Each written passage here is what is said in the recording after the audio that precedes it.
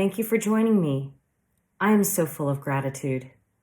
Today I'm going to speak about a topic which is usually not associated with smiles: being physically molested and emotionally abused by immediate family. What if you went through abuse as a child and you could take one of three options? 1. Go to someone you trust and hope that they will help you. 2. Withdraw and continue to be abused. Or 3. Attempt suicide. Well, I'll tell you that when I went through my abuse, at one point or another, I tried all three options. Nonetheless, there was this inner voice that kept telling me there's hope, a way out of this. What if I told you that by choosing a positive perspective and by being true to myself, I was able to succeed in life despite the obstacle of 50 years of abuse? That I also got a second chance at living an emotionally healthy life and have healthy relationships? Sounds pretty difficult, doesn't it? Takes a strong person, right? Well, if you think about it, everybody will, and I'm sure each of you have experienced times of great difficulties where you had to be strong and endure, get through injuries and disease, personal loss, financial and emotional difficulties. I'm no different, but I did have an additional constant difficulty stacked upon normal life situations. Being molested by my mother and sister was no joke. However, by changing my perspective, I did not allow what happened to me make me a victim or stop me from dreaming and pursuing my dreams. I did not allow my abusers to deny me my good. And I was able to save my niece from the cycle of family sexual abuse. I want to share with you a Taoist parable which parallels the perspective I embrace. The story is about a farmer and his horse, and it's called "Who is to Say What is Bad or Good?" And it goes like this. Once upon a time, there was a farmer who had a horse. One day, the farmer's horse runs away, and his neighbor comes over and says, "Geez, that's too bad. He was a great stallion. How unfortunate." The farmer replied, "Who is to say what's bad or good?" The next day, the farmer's horse returns with 5 feral horses. The neighbor comes back over and says in delight, "Congratulations on your good fortune. You have so many horses now." And the farmer replied, "Who's to say what's good or bad?" The next day, the farmer's son is attempting to tame one of the horses, and he's thrown from it, shattering his leg. The neighbor walks by and says to the farmer, "Geez, that's too bad. Your son broke his leg. He may never be able to walk again." The farmer replied, "Who's to say what's bad or good?" The next day, the army comes through the village enlisting all able-bodied young men to fight in the war. Because the son had broken his leg, he was rejected. And the neighbor came around and said, "Well, isn't that wonderful?" And the farmer said, "Who's to say what's good or bad?" Life has immense complexity, and it's really impossible to tell whether anything that happens is good or bad, because you never know what will be the consequences of misfortune, and you never know what will be the consequences of good fortune. The farmer steadfastly refrained from thinking of things in terms of gain or loss, advantage or disadvantage, because one never knows. We only know that we have control over our reactions to events that happen to us. Now, who really embraces this philosophy of standing back and observing life, allowing wisdom to set in and see that good things can come out of very bad situations? Who really does that, especially when you're going through bad times? Somehow, when I was very young, I had this ability. I knew and genuinely believed in having a positive perspective and holding on to hope. I really believed I could change things for myself. I am here to tell you that just like that parable, my life dealt me a hand of misfortune and challenges time and again. And when bad things happened to me, I asked myself, how can I make this situation good? It was by doing this that my life has the outcome of that parable. Who is to say what is bad or good? I always chose to see all my misfortunes as a good opportunity to move forward, to make decisions that are best for me and in my highest good and for the good of others. So here's a little backstory. I was molested daily until I was 22 years old. I confronted my mother and sister, and they denied any wrongdoing and said I was perverted to think so.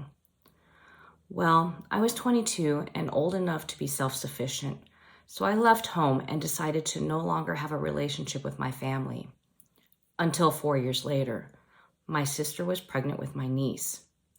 Upon speaking to social workers and therapists, they said that there was a 100% chance that this baby would be abused by my sister and mother, since it happened to me. And because they denied that they did anything wrong, one can conclude that their behavior would continue towards the next helpless victim.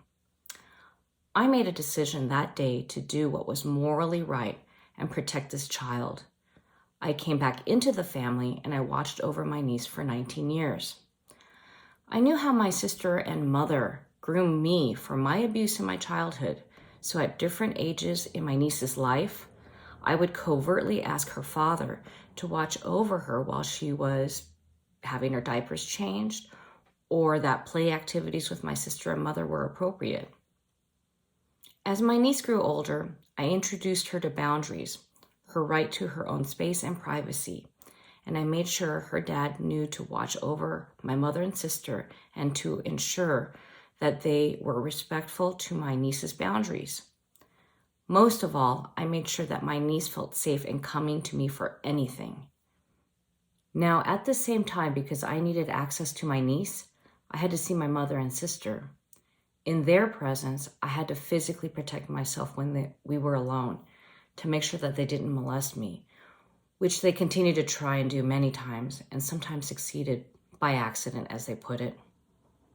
Fast forward to a few years ago, my niece turned 19 years old and moved out of the house to attend college. My sister's behavior had suddenly changed, and she was throwing tantrums in public. She would sit down on the sidewalks and yell and scream and protest. I witnessed this many times, and so did her husband. So while visiting my family, my brother-in-law asked me about my childhood interactions with my sister. He was trying to make sense of it all. I thought at that point, since we were all adults, including my niece, I would tell him the truth.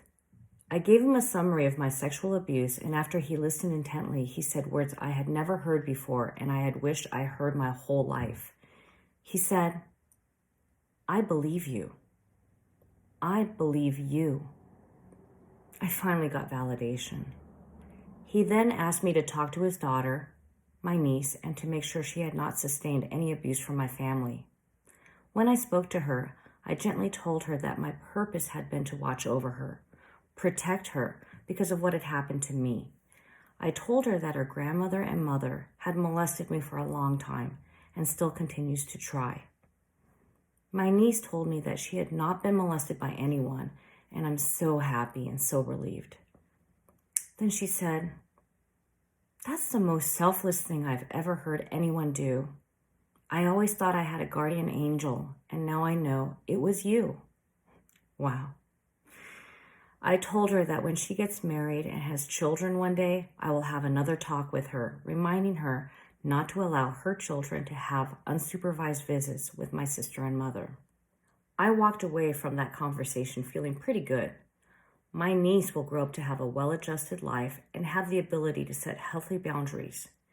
She will not have the inner conflicts, struggles, and damaging, crippling emotional effects that I had sustained. My purpose was completed and successful, but I had one more thing to do for me. With my brother-in-law's support, we confronted my mother and sister, and I once again told them that their abusive behavior towards me needs to stop.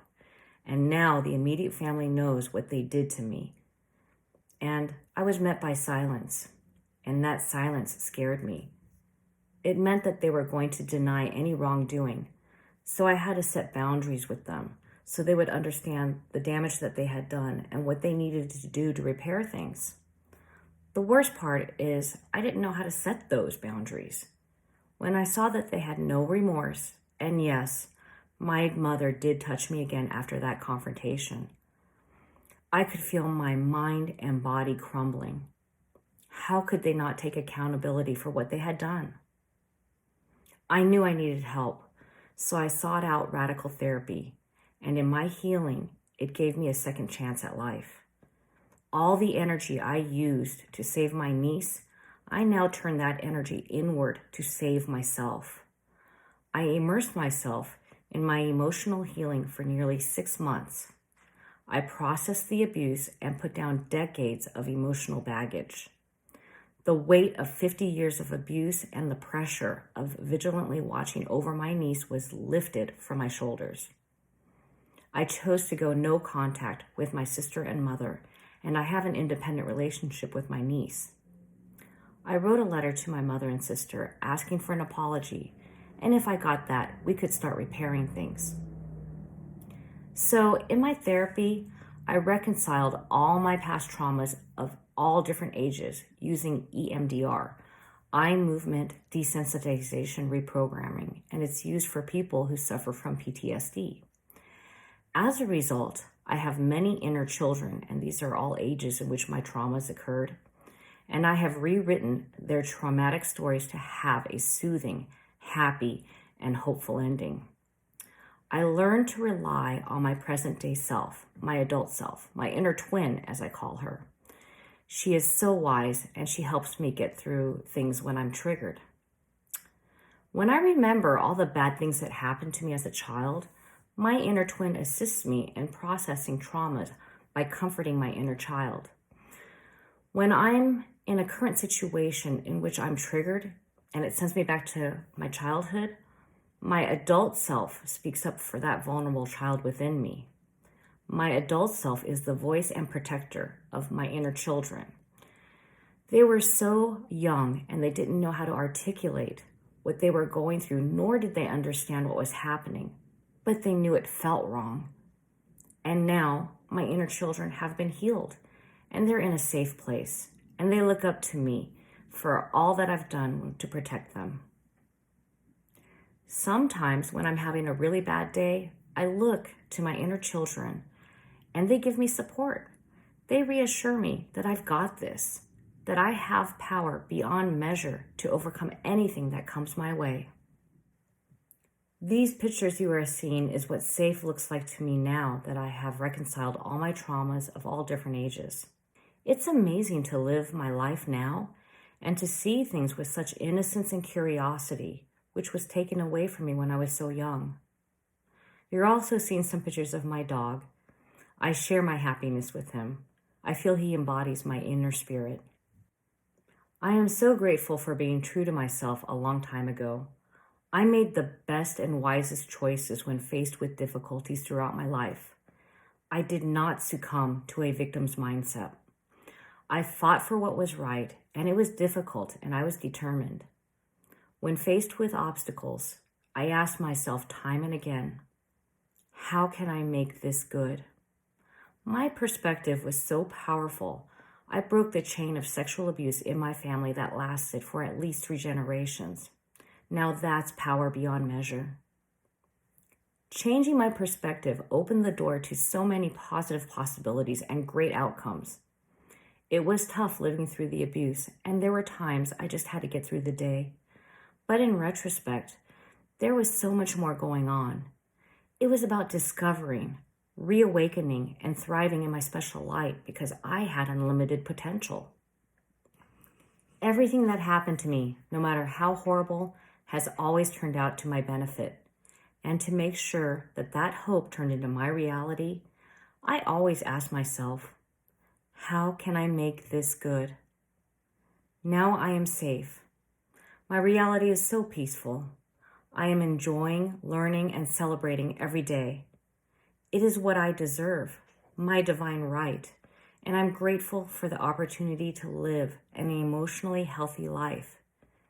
Because after what I went through, who is to say what's bad or good? I have always asked, challenged, and dared myself, how can I make this situation good? And I made it right for myself, my niece, for future generations in my family. There is hope, not just for me, but for anyone, maybe even you. If you're going through a terrible situation, Don't let that horrible situation stop you from living and having a greater purpose. You can be so much more than the bad things that happen to you. It's worked for me so far, and I'm moving forward with gratitude and continuing to make things good. Let's see what happens to me in the years to come. Thank you.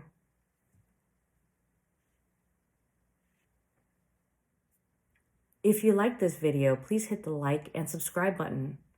I am so grateful to have earned the privilege of your time.